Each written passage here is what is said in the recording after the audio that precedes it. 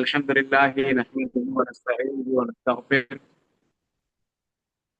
ونعوذ بالله من شرور انفسنا ومن سيئات اعمالنا. من يهده الله فلا مضل له ومن يضلل فلا هادي له.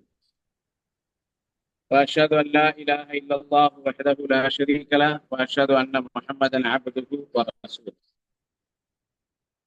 اما بعد فاعوذ بالله من الشيطان الرجيم. يا ايها الذين امنوا اتقوا الله حق تقاته ولا تموتن الا وانتم مسلمون. رب اشرح لي صدري ويسر لي امري واحلل عقدة من لساني يفقهوا قولي. அளவற்ற அருளாளனும் நிகரற்ற அன்புடையோனுமாகிய ஏக இறைவன் அல்லாஹ்வின் திருப்பெயரால் ஆரம்பம் செய்கின்றேன். கண்ணியத்திற்குரிய சகோதர சகோதரிகளே, அல்ஹம்துலில்லாஹ், அல்லாஹினுடைய மாபெரும் கிருபையால் புனிதமிக்க ரமதானுடைய மாதத்தை நாம் அடைந்தவர்களாக, ரமதானுடைய மாதத்தில் நல்ல அமல்களை செய்ய வேண்டும் என்ற உயர்ந்த நோக்கத்தில் அல்ஹம்துலில்லாஹ் நாம் அனைவரும் இந்த ரமதானுடைய மாதத்தை கழித்துக் கொண்டிருக்கின்றோம். அல்லாஹு தஆலா நம்முடைய இபாதத்துக்களையும் நம்முடைய செயல்களையும் அல்லாஹ் அங்கீகரிப்பானாக. இன்றைய தினத்தில் உங்களுக்கு மத்தியில் பேசுவதற்காக எனக்கு கொடுக்கப்பட்டிருக்கக்கூடிய தலைப்பு, முஸ்லிம் அல்லாத மக்களோடு நம்முடைய தொடர்பு எவ்வாறு இருக்க வேண்டும். அல்லாஹு தஆலா இந்த மார்க்கத்தை நமக்கு வழங்கியதன் மூலமாக நமக்கு மிகப்பெரிய ஒரு பாக்கியத்தை செய்திருக்கின்றான். அல்லாஹ் எப்படிப்பட்ட பாக்கியத்தை செய்திருக்கின்றான்? குர்ஆனிலே அல்லாஹ் கூறுகின்றான், வகுந்தும் அலா ஷஃபா ஹுஃப்ரத்தின் மினன் நாரி ஃபஅன்கதக்கும் மின்ஹா. நீங்கள் நரகத்தினுடைய ஓரத்திலே இருந்தீர்கள், நரகத்தினுடைய விளிம்பிலே இருந்தீர்கள். அவன் உங்களை நரக நெருப்பிலிருந்தும் இந்த மார்க்கத்தை கொண்டு காப்பாற்றினான். அல்லாஹு தஆலா நரக நெருப்பிலிருந்து நம்மை இந்த மார்க்கத்தை கொண்டு காப்பாற்றி இருக்கின்றான் என்று சொன்னால், இந்த மார்க்கம் எப்படிப்பட்ட ஒரு நிஅமத், எப்படிப்பட்ட ஒரு அருட்கொடை என்பதை நாம் விளங்கிக் கொள்ள வேண்டும். அல்லாஹு தஆலா நபிமார்களை அவர்களுடைய சமூக மக்களுக்கு அனுப்பும் பொழுது 3 சூழல்களிலே அல்லாஹு தஆலா நபிமார்களை அனுப்புகின்றான். 2 பணிகளை கொண்டு 3 சூழல்களில் அல்லாஹு தஆலா நபிமார்களை அனுப்புறான். ஒன்று, அல்லாஹ் சில நபிமார்களை முழுக்க முழுக்க முஸ்லிம் அல்லாத மக்களுக்கு மத்தியில் தூதராக அனுப்பினான். அதாவது 100% அந்த மக்கள் முஸ்லிம் அல்லாத மக்களாக இருப்பார்கள். அவர்களுக்கு மத்தியிலே அல்லாஹு தஆலா நபிமார்களை அனுப்புவான். அவர்கள் அந்த மக்களுக்கு அல்லாஹினுடைய மார்க்கத்தை எடுத்துச் சொல்லுவார்கள். தஅவா பணியை அவர்கள் மேற்கொள்ளுவார்கள். அங்கே முஸ்லிம் அல்லாத மக்களுக்கு இஸ்லாத்தின் பக்கம் அழைப்பை கொடுப்பார்கள். நூஹ் அலைஹிஸ்ஸலாம் அவர்கள், இப்ராஹிம் அலைஹிஸ்ஸலாம் அவர்கள், ஏன் அல்லாஹ்வின் தூதர் முஹம்மது ஸல்லல்லாஹு அலைஹி வஸல்லம் அவர்கள் கூட இவ்வாறு தான் அனுப்பப்பட்டார்கள்.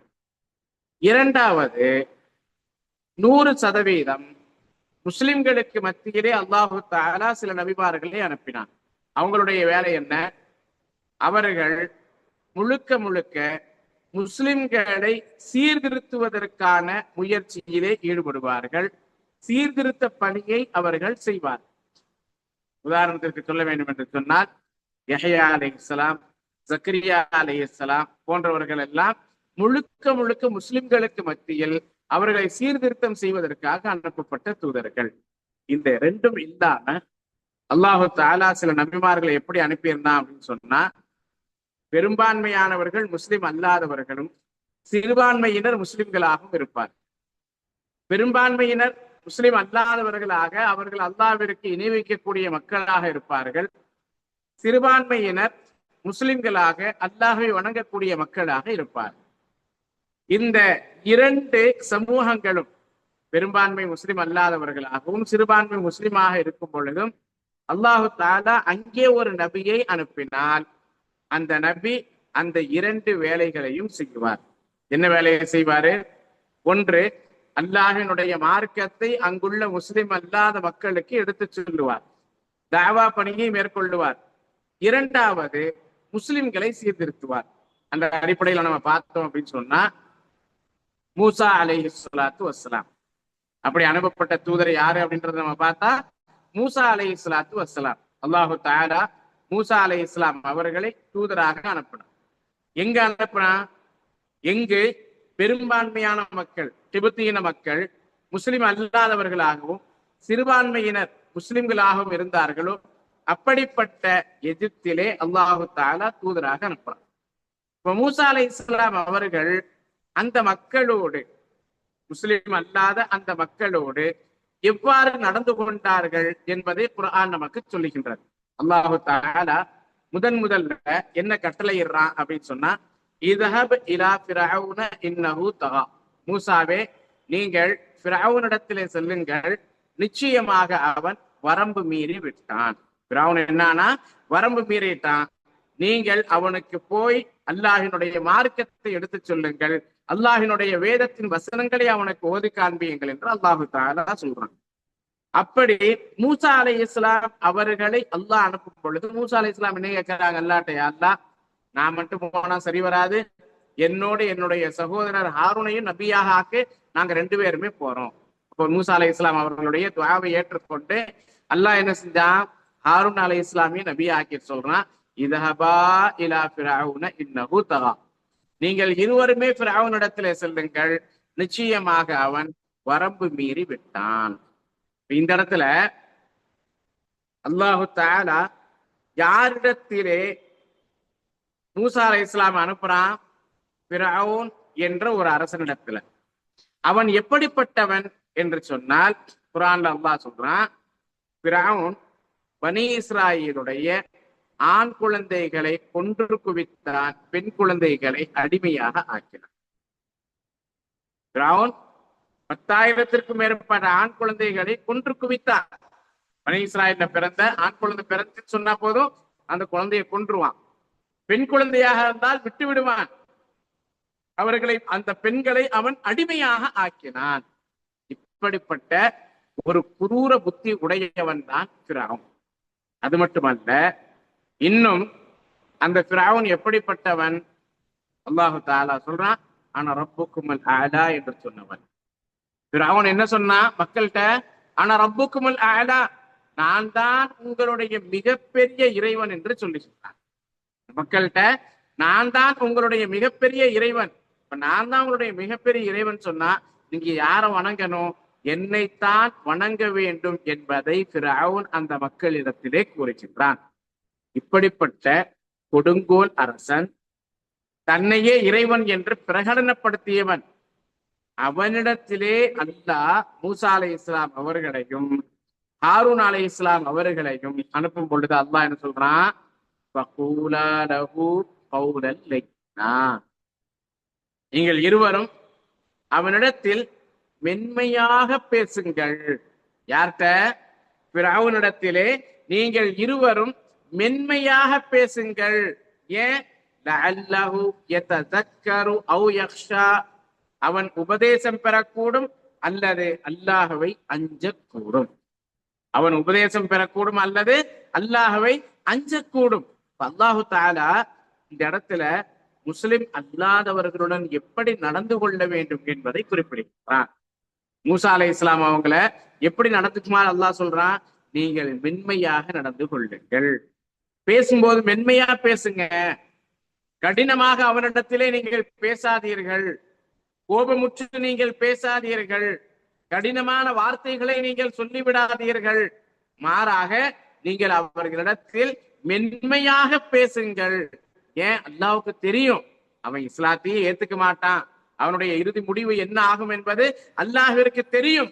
இருந்தாலும் அல்லாஹு தஆலா என்ன கட்டளையிடுறான்? நீங்கள் அவனிடத்திலே மென்மையாக பேசுங்கள். ஏனென்று சொன்னால் எங்கு மென்மை இருக்கின்றதோ அது அங்கே அந்த மென்மை அந்த பொருளை வளைத்து விடும் என்று அல்லாஹ்வின் தூதர் ஸல்லல்லாஹு அலைஹி வஸல்லம் அவர்கள் கூறுகின்றார்கள்.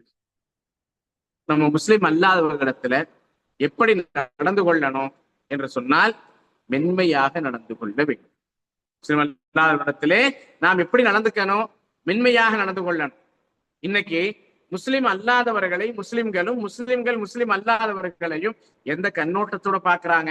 அல்லாஹு தாலா மிகப்பெரிய பாக்கியத்தை செஞ்சிருக்கிறான். அதனால நம்முடைய தமிழ்நாட்டிலே இப்படிப்பட்ட சூழல் அதிகமா இல்லை. ஆனால் பிற மாநிலங்களை எடுத்துக்கொண்டால், குறிப்பாக வட மாநிலங்களை எடுத்துக்கொண்டால், அங்கே முஸ்லிம்களும் முஸ்லிம் அல்லாதவர்களும் எதிரும் புத்திருமாக இருக்கின்றார்கள். ஒருவருக்கொருவர் எதிரியாக கருதி கொண்டிருக்கின்றார்கள். அப்ப அல்லாஹ்வின் தூதர் ஸல்லல்லாஹு அலைஹி வஸல்லம் காலத்துல இப்படிப்பட்ட மக்கள், எதிர்க்கக்கூடிய மக்கள் இருந்தாங்களா இல்லையா அப்படின்னு சொன்னா, இன்னைக்கு எதிர்க்கக்கூடிய மக்களை விட பல மடங்கு அதிகமாக எதிர்த்த மக்கள் நபிகள் நாயகம் ஸல்லல்லாஹு அலைஹி வஸல்லம் காலத்துல இருந்தாங்க. இன்னைக்கு இந்த மக்கள் எதிர்த்துட்டு இருக்காங்கல்ல, இதை விட பல மடங்கு அதிகமாக எதிர்த்து கொண்டிருந்த மக்கள் தான், துன்புறுத்திய மக்கள் அந்த நேரத்துல இருந்தாங்க. ஒரு முஸ்லிம் அல்லாத மனிதனை ஒரு முஸ்லிம் எந்த கண்ணோட்டத்தோடு பார்க்க வேண்டும் என்பதை இஸ்லாம் நமக்கு கற்றுத்தருது. எந்த கண்ணோட்டத்தோட பார்க்கணும்? முதலாவது, அவன் ஒரு மனிதன். எந்த கண்ணோட்டம்? முதல் கண்ணோட்டம் என்ன? அவன் ஒரு மனிதன். ஒரு இந்துவாக இருந்தாலும், முஸ்லிமாக இருந்தாலும், கிறிஸ்துவனாக இருந்தாலும், நாத்திகனாக இருந்தாலும், எந்த மதத்தை, எந்த கொள்கை, எந்த நாட்டை, எந்த மொழியை பேசக்கூடியவனாக இருந்தாலும் அவர்கள் அனைவரும் மனிதர்கள். ஆதம் அலைஹிஸ்ஸலாமுடைய பிள்ளைகள், எல்லாருமே மனிதர்கள். ஆக ஒரு முஸ்லிம் அல்லாதவரை பார்க்கக்கூடிய முதல் கண்ணோட்டம் என்ன? ஒரு மனிதர். இரண்டாவது, அவரிடத்திலே இருக்கக்கூடிய கொள்கை. அவரிடத்திலே இருக்கக்கூடிய கொள்கை. அவர் பல்வேறு விதங்களிலே கடவுளை நம்பிக்கை கொண்டிருப்பார். அவருடைய நம்பிக்கை, ஒருவர் ஒரு கடவுளை நம்புவார், ஒருவர் பல தெய்வங்களை நம்புவார், ஒருவர் மனிதர்களை கடவுளாக நம்புவார், ஒருவர் கடவுளே இல்லை என்று சொல்லுவார். இப்படி அவர்களுடைய கொள்கைகள் இருக்கும். அப்போ ஒரு முஸ்லிம் இந்த மனிதனை எப்படி பார்க்கணும்? அல்லாஹ்வின் தூதர் ஸல்லல்லாஹு அலைஹி வஸல்லம் காலத்துல அபூ ஜஹல் என்ற ஒரு மனிதன் இருந்தான். நபி ஸல்லல்லாஹு அலைஹி வஸல்லம் அவனை எப்படி பார்த்தாங்க? ஒன்று, அவன் மனிதன். மற்றொன்று, அவனுடைய கொள்கை. நபி ஸல்லல்லாஹு அலைஹி வஸல்லம் அவர்கள் எப்பொழுதுமே அந்த மனிதனுக்கு எதிரியாக இருந்ததே. நபி ஸல்லல்லாஹு அலைஹி வஸல்லம் அவர்கள் எப்பொழுதுமே அந்த மனிதனுக்கு எதிராக இருந்ததே இல்லை. அவன் எந்த மதத்தை, எந்த கொள்கையை சார்ந்தவனாக இருந்தாலும் தனி மனிதனுக்கு நபி ஸல்லல்லாஹு அலைஹி வஸல்லம் அவர்கள் எதிரியாக இருந்ததே இல்லை. அப்போ எதை நபி ஸல்லல்லாஹு அலைஹி வஸல்லம் அவர்கள் எதிர்த்தார்கள்? அவர்களுடைய கொள்கையை எதிர்த்தார்கள். எதை எதிர்த்தாங்க? அல்லாஹ்வின் தூதர் ஸல்லல்லாஹு அலைஹி வஸல்லம் அவர்கள் அவர்களுடைய கொள்கையை எதிர்த்தார்கள். அபூ ஜஹல் கடுமையான எதிரியாக இருந்தான். நபி ஸல்லல்லாஹு அலைஹி வஸல்லம் என்ன சொன்னாங்க அபூ ஜஹலை பத்தி? இந்த உம்மத்தினுடைய ஃபிரௌன் சொன்னாங்க. ஃபிரௌன் எப்படிப்பட்ட கொடுங்கோலனாக இருந்தானோ அப்படிப்பட்ட கொடுங்கோலனாக அபூ ஜஹல் இருந்தான். ஆனா நபி ஸல்லல்லாஹு அலைஹி வஸல்லம் அவர்கள் அந்த மனிதனை வெறுக்கவில்லை, அந்த மனிதனுக்கு எதிராக இருக்கவில்லை. மாறாக அல்லாஹ்வின் தூதர் ஸல்லல்லாஹு அலைஹி வஸல்லம் அவர்கள் அவனுடைய கொள்கைக்கு எதிராக இருந்தார்கள். அதனாலதான் அவனுடைய நேர்வழிக்காகவே அல்லாஹ்விடம் துஆ செய்றாங்க. என்ன துஆ செஞ்சாங்க? அல்லாஹும்ம அஇஸ்ஸல் இஸ்லாம பிஉமரைன். யா அல்லாஹ், உமர் இப்னு கத்தாப் என்ற உமர் மூலமாகவோ, அம்ர் இப்னு ஹிஷாம் என்ற அபூ ஜஹலின் மூலமாகவோ இந்த மார்க்கத்திற்கு நீ வலுவூட்டு, இந்த மார்க்கத்தை நீ வலுப்பெறச் செய் என்று நபி ஸல்லல்லாஹு அலைஹி வஸல்லம் துஆ செய்கிறாங்க. அல்லாஹ்வின் தூதர் ஸல்லல்லாஹு அலைஹி வஸல்லம் அவர்கள் அபூ ஜஹல் என்ற அந்த மனிதன், அந்த கேரக்டரை வெறுக்கக்கூடியவங்களா இருந்தா அவனுக்கு நேர்வழி கிடைக்கணும்னு துஆ செஞ்சிருக்க மாட்டாங்க. நபி ஸல்லல்லாஹு அலைஹி வஸல்லம் அந்த மனிதனுக்கு எதிராக இல்லை, மாறாக அவனுடைய கொள்கைக்கு எதிராக இருந்தார். அல்லாஹ்வின் தூதர் ஸல்லல்லாஹு அலைஹி வஸல்லம் அவர்கள் அவனுடைய கொள்கைக்கு எதிராக இருந்தார்கள். ஆனா இன்னைக்கு நம்ம எதுக்கு எதிராக இருக்கிறோம்? இன்னைக்கு நம்ம எதற்கு எதிராக இருக்கின்றோம்? மனிதனுக்கா, கொள்கைக்கா என்று சொன்னால், யாராவது இஸ்லாத்தை பற்றி தவறாக பேசினாலோ, தவறாக விமர்சனம் செய்தாலோ, அல்லது ஒருவர் முஸ்லிம் அல்லாதவராக இருக்கின்றார் என்றாலோ நாம் அந்த மனிதர்களுக்கு எதிராக ஆகி விடுகின்றோம். நம்ம என்ன செய்யறோம்? அந்த மனிதர்களுக்கு எதிராக ஆயிடுறோம், அவருடைய கொள்கைக்கு எதிராக இருப்பதில்லை. அல்லாஹ்வின் தூதர் ஸல்லல்லாஹு அலைஹி வஸல்லம் அவர்கள் கொள்கைக்கு எதிராக இருந்ததன் காரணமாகத்தான் அந்த மனிதர்களை பற்றி கவலை கொண்டார். முஸ்லிம் அல்லாத மக்களை பற்றி நம்முடைய உள்ளத்துல எப்ப கவலை வரும் தெரியுமா? எப்பொழுது நாம் அவர்களுடைய கொள்கையை பற்றி நாம் கவலை கொண்டு இதே கொள்கையோடு அவர்கள் மரணித்து விட்டால் நரகத்திற்கு சென்று விடுவார்களோ என்ற எண்ணம் நம்முடைய உள்ளத்தில் வருது. அப்பதான் அவங்களை பற்றிய கவலை வரும். அல்லாஹ்வின் தூதர் ஸல்லல்லாஹு அலைஹி வஸல்லம் அவர்கள் இப்படிப்பட்ட கவலையை தான் அந்த மக்களின் மீது கொண்டிருந்தார்கள்.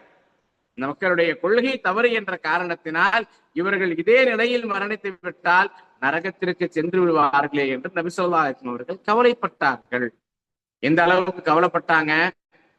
அல்லாஹு தஆலா 18வது அத்தியாயத்தினுடைய 6வது வசனத்திலே கூறுகின்றான், فَلَعَلَّكَ بَاخِعٌ نَفْسَكَ عَلَى آثَارِهِمْ إِن لَّمْ يُؤْمِنُوا بِهَذَا الْحَدِيثِ أَسَفًا.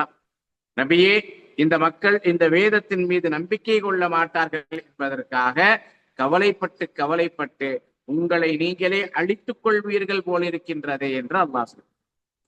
நபி ஸல்லல்லாஹு அலைஹி வஸல்லம் அவர்களுக்கு என்ன கவலை இருந்துச்சு? நபி ஸல்லல்லாஹு அலைஹி வஸல்லம் அவர்களுக்கு என்ன கவலை இருந்துச்சு? இந்த மக்கள் இந்த வேதத்தின் மீது நம்பிக்கை கொள்ளவில்லை என்று சொன்னால், இந்த மக்கள் இந்த மார்க்கத்தை ஏற்றுக்கொள்ளவில்லை என்று சொன்னால், இந்த மக்கள் மரணித்த பிறகு நரகத்திற்கு சென்று விடுவார்களே என்று நபி ஸல்லல்லாஹு அலைஹி வஸல்லம் கவலைப்பட்டாங்க. நமக்கெல்லாம் வாழ்க்கையில கவலை வரும், வருமா இல்லையா? நமக்கெல்லாம் வாழ்க்கையில கவலை வரும். எதுக்கு கவலை வரும்? பொருளாதார இழப்பு ஏற்பட்டா நமக்கு கவலை வரும். குடும்பத்துல ஏதாவது உயிரிழப்பு ஏற்பட்டுட்டா கவலை வரும். நோய் நொடி வந்துருச்சுன்னா நமக்கு கவலை வரும். அல்ல நம்ம நினைச்ச மாதிரியான வாழ்க்கை இல்ல, வேலை கிடைக்கல அப்படின்னு சொன்னா கவலை வரும். சரிங்களா? அப்போ சில நேரங்கள்ல இந்த கவலை எப்படி இருக்கும்னு சொன்னா, நம்மையே அழிக்கக்கூடிய அளவிற்கு நம்மளை அப்படியே வருத்தி, நல்லா இருப்பான், வாட்ட சாட்டமா இருப்பான், ஆனா அப்படியே மெலிஞ்சு போய் இழைத்தவனாக, அவன் வாழ்க்கையில எதையோ ஒரு மிகப்பெரிய ஒன்றை தொலைத்தவனாக நாம் அவனை பார்க்கலாம். ஏன்னு சொன்னா அவனுடைய கவலை அந்த அளவிற்கு அவனை வாட்டி எடுத்திருக்கின்றது. அல்லாஹ்வின் தூதர் ஸல்லல்லாஹு அலைஹி வஸல்லம் அவர்களுக்கு இந்த உலகத்தினுடைய கவலை, உலக காரியங்களின் கவலை இருந்துச்சான்னு சொன்னா இல்லை. ஏன்னா நபி ஸல்லல்லாஹு அலைஹி வஸல்லம் அவர்கள் நபியாகருக்கு முன்னாடி மிகப்பெரிய செல்வந்தர். அன்னை கதீஜா ரலியல்லாஹு அன்ஹா அவர்கள் மிகப்பெரிய செல்வ சீமாட்டி. அப்ப அவங்களுடைய செல்வத்தை எல்லாம் அல்லாஹ்வுடைய பாதையில செலவு செஞ்சுட்டாங்க. நபி ஸல்லல்லாஹு அலைஹி வஸல்லம் அவர்கள் ஏழ்மையிலே இருந்தார்கள்.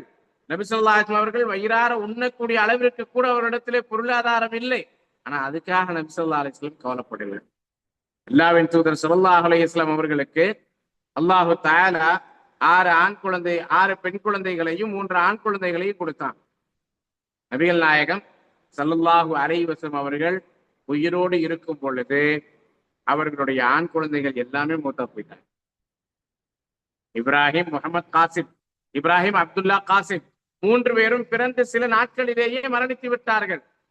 அடுத்து அவர்களுடைய பெண் பிள்ளைகளை எடுத்துக்கொண்டால் அன்னை ஃபாத்திமா ரலியல்லாஹு அன்ஹா அவர்களை தவிர மற்ற எல்லா பெண் குழந்தைகளும் நபி ஸல்லல்லாஹு அலைஹி வஸல்லம் மௌத்தாகிறதுக்கு முன்னாடியே மௌத்தாயிட்டாங்க. அப்ப என்னுடைய வாழ்நாளிலேயே என்னுடைய பிள்ளைகள் எல்லாம் என்னை விட்டு சென்று விட்டார்களே, என்னுடைய மகன்களும் மகள்களும் என்னுடைய சந்ததிகள் மரணித்து விட்டார்களே என்று நபி ஸல்லல்லாஹு அலைஹி வஸல்லம் கவலை வாட்டி எடுத்ததா? இல்லை. இந்த கவலையும் நபி ஸல்லல்லாஹு அலைஹி வஸல்லம் அவங்களுக்கு இல்லை. அப்புறம் என்ன கவலை இருந்துச்சு அப்படின்னு பார்த்தா, அல்லாஹ்வின் தூதர் ஸல்லல்லாஹு அலைஹி வஸல்லம் அவர்கள் இந்த மக்களின் மீது கவலை கொண்டார். இந்த மக்கள் நேரான வழியை அடையவில்லை என்று சொன்னால், இதே நிலையிலே இந்த மக்கள் மரணித்து விட்டார்கள் என்று சொன்னால் நரகத்திற்கு சென்று விடுவார்களே என்ற கவலை அல்லாஹ்வின் தூதர் ஸல்லல்லாஹு அலைஹி வஸல்லம் அவர்களுக்கு இருந்தது. அதத்தான் அல்லாஹ் தஆலா சொல்றான், وَلَعَلَّكَ بَاخِعٌ نَفْسَكَ عَلَى آثَارِهِمْ إِن لَّمْ يُؤْمِنُوا بِهَذَا الْحَدِيثِ أَسَفًا. நபியே, இந்த மக்கள் இந்த வேதத்தின் மீது நம்பிக்கை கொள்ள மாட்டார்கள் என்பதற்காக கவலைப்பட்டு கவலைப்பட்டு உங்களை நீங்களே அழித்துக் கொள்வீர்கள் போயிருக்கின்றது. அல்லாஹ்வின் தூதர் ஸல்லல்லாஹு அலைஹி வஸல்லம் அவர்கள் தன்னுடைய சமுதாயத்தின் மீது கவலைப்பட்டார்கள். எப்ப தன்னுடைய சமூகத்தின் மீது கவலை வருதோ அப்பொழுதுதான் அந்த சமூகத்தினுடைய முன்னேற்றத்திற்காக நம்ம பாடுவோம். ஒரு தடவை அல்லாஹ்வின் தூதர் ஸல்லல்லாஹு அலைஹி வஸல்லம் அவர்கள் ஒரு யூத சிறுவனை நோய்வாய்ப்பட்டிருக்கிறான், நலன் விசாரிக்கிறதுக்காக போறாங்க. அந்த யூத சிறுவன் யாருன்னு சொன்னா, அல்லாஹ்வின் தூதர் ஸல்லல்லாஹு அலைஹி வஸல்லம் அவர்களுக்கு பணிவிடை செய்து கொண்டிருந்தவன். போய் பாக்குறாங்க, மரண படுக்கையில் இருக்கிறான், இனி தப்பிப்பான் அப்படின்ற நம்பிக்கை எல்லாம் இல்லை. ஆகவே அல்லாஹ்வின் தூதர் ஸல்லல்லாஹு அலைஹி வஸல்லம் என்ன செய்யறாங்க, அந்த யூத சிறுவனை பார்த்து சொல்றாங்க, அப்பா நீ லா இலாஹ இல்லல்லாஹ்னு சொல்லு. உடனே அந்த சிறுவன் தன்னுடைய தந்தையை அப்படியே மேல பாக்குறான், படுத்திருக்கான், தந்தை நிக்கிறாரு, அப்படியே பாக்குறான். அவரும் யூதர் தான். இப்ப அவரு என்ன சொல்றாரு, அத்த அபுல் காசிம், அபுல் காசிம் முஹம்மது ஸல்லல்லாஹு அலைஹி வஸல்லம் நீ கட்டுப்படுப்பா, சொல்ற மாதிரி கேளுப்பா அப்படின்றான். உடனே அந்த சிறுவன் அஷ்ஹது அல்லா இலாஹ இல்லல்லாஹ் வ அஷ்ஹது அன்ன முஹம்மது ரசூலுல்லாஹ் என்ற கலிமாவை சொல்லிக்கின்றான். அல்லாஹ்வின் தூதர் ஸல்லல்லாஹு அலைஹி வஸல்லம் அவர்கள் அங்கிருந்து வெளியே வர்றாங்க. வெளியிலே வரும் பொழுது என்ன துஆ ஓதிட்டு வர்றாங்க தெரியுமா? அல்ஹம்துலில்லாஹி அல்லதி அன்கதஹு மினன் நார். இந்த சிறுவனை நரக நெருப்பிலிருந்தும் காப்பாற்றினானே அந்த அல்லாஹ்விற்கே எல்லா புகழும் என்று அல்லாஹ்வின் தூதர் ஸல்லல்லாஹு அலைஹி வஸல்லம் அவர்கள் சந்தோஷமா துஆ ஓதிட்டு வர்றாங்க. ஏன் சந்தோஷமா துஆ ஓதுனாங்க? இன்னும் கொஞ்ச நேரத்துல அந்த பையன் மௌத்தா போயிடுவான்ட்டான். அந்த சிறுவன் இன்னும் சிறிது நேரத்திலே மரணித்து விடுவான் என்பதற்காகவா? இல்லை. அல்லது அந்த சிறுவன் மரணித்து விட்டான் என்பதற்காக சந்தோஷப்பட்டாங்களா? இல்ல. அப்புறம் எதுக்கு சந்தோஷப்பட்டாங்க?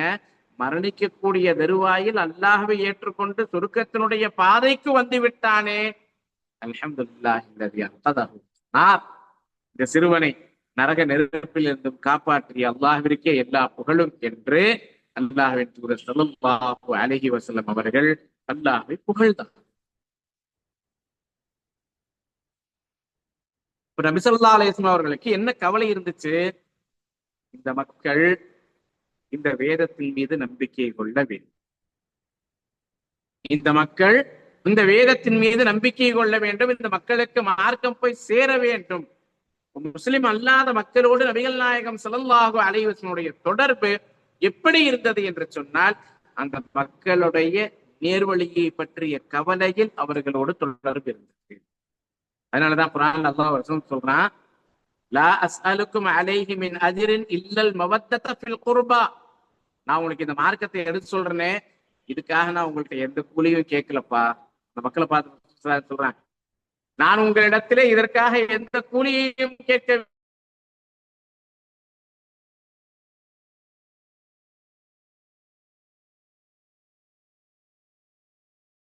உங்களோடு இருக்கக்கூடிய உறவின் அன்பை தவிர வேறு எதையுமே நான் உங்கள்ட்ட கேட்கல. நான் இந்த மார்க்கத்தை எடுத்து சொல்றதுனால நீங்க என்னை விட்டு விலகிறாதீங்க, உறவை நீங்கள் துண்டித்துக் கொள்ளாதீர்கள். மாறாக நான் உங்களிடத்திலே இந்த உறவை மட்டும்தான் கேட்கின்றேன், இதற்காக எந்த கூலியையும் உங்களிடத்திலே கேட்கவில்லை என்று அல்லாஹ்வின் தூதர் ஸல்லல்லாஹு அலைஹி வஸல்லம் அவர்கள் தன்னுடைய அந்த சமுதாய மக்களுக்கு எடுத்து சொல்லுகின்றார்கள். அப்ப எப்படிப்பட்ட தொடர்பு முஸ்லிம் அல்லாத மக்களோடு இருக்கணும்? ஒன்று, நம்ம அவங்கள்ட்ட மென்மையாக நடந்து கொள்ள வேண்டும். இரண்டாவது, அந்த மக்களை பற்றிய கவலை நம்முடைய உள்ளத்தில் இருக்க வேண்டும். நபி ஸல்லல்லாஹு அலைஹி வஸல்லம் அவர்கள் இந்த சமுதாயத்தை பற்றி கவலைப்பட்டாங்க. நம்ம கவலைப்படணுமா இல்லையா? எந்த மக்கள் நம்மோடு வாழ்ந்து கொண்டிருக்கின்றார்களோ அந்த மக்களை பற்றிய கவலை நம்முடைய உள்ளத்துல இருக்கணுமா இல்லையா? அந்த மக்களுக்கு மார்க்கம் போய் சேரணுமா இல்லையா? நிச்சயமாக அந்த மக்களுக்கு மார்க்கம் போய் சேர வேண்டும். நிச்சயமாக நாம் அவர்களுக்கு எடுத்துச் சொல்ல வேண்டும். ஏன்னா நபிகள் நாயகம் ஸல்லல்லாஹு அலைஹி வஸல்லம் அவர்கள் நாளை மறுமை நாளிலே அல்லாஹ்விடத்தில் சாட்சி சொல்ல வேண்டும். நாமும் அல்லாஹ்விடத்திலே சாட்சி சொல்ல வேண்டும். அதற்காக இந்த மக்களை பற்றிய கவலை, இந்த மக்கள் நேர்வழி அடையவில்லையே என்ற கவலை நம்முடைய உள்ளத்தில் இருக்க வேண்டும். சகோதர சகோதரிகளே, இந்த கவலை இருந்தால் அவர்களோடு தொடர்பை நாம் சுமூகமாக ஆக்கிக் கொள்வோம். அவர்களை நாம் எதிரிகளாக பார்க்க மாட்டோம், நம்முடைய விரோதிகளாக பார்க்க மாட்டோம். மாறாக அவர்களையும் அல்லாஹ்வின் தூதர் ஸல்லல்லாஹு அலைஹி வஸல்லம் உம்மத்தாக நாம் பார்த்து அவர்களுக்கு இஸ்லாமிய அழைப்பை கொடுப்போம். அல்லாஹு தஆலா எனக்கும் உங்களுக்கும் இதற்கான பாக்கியத்தை தந்தருள்வானாக. ஆமீன். வாஹிரு தஅவானா அனில் ஹம்துலில்லாஹி ரப்பில் ஆலமீன். வஸல்லல்லாஹு அலா நபியினா முஹம்மத். வஸ்ஸலாமு அலைக்கும் வரஹ்மத்துல்லாஹி வபரகாத்துஹு.